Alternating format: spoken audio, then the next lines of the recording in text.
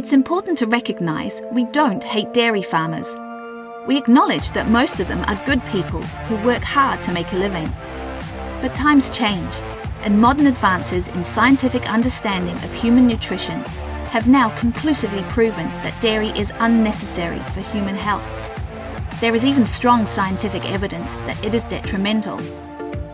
We also have to acknowledge that dairying involves significant suffering for animals.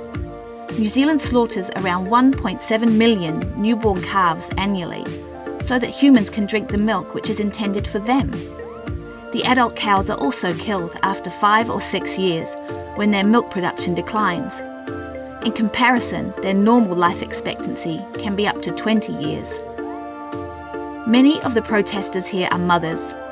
They, and all of the other protesters involved, understand the beauty and sacredness of the bond between a mother and her baby.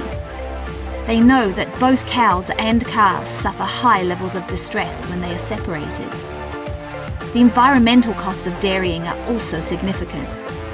Most Kiwis these days are very aware of the serious damage the dairy industry is doing to our waterways.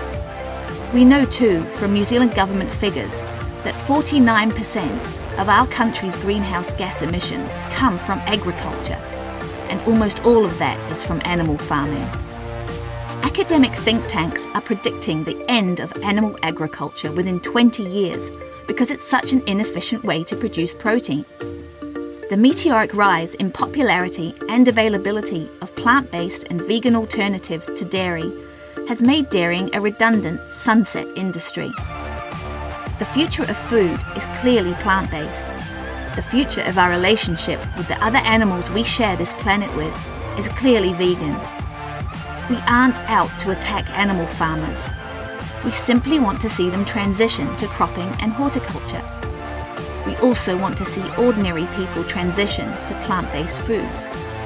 But how can people make informed decisions unless they are fully and accurately informed?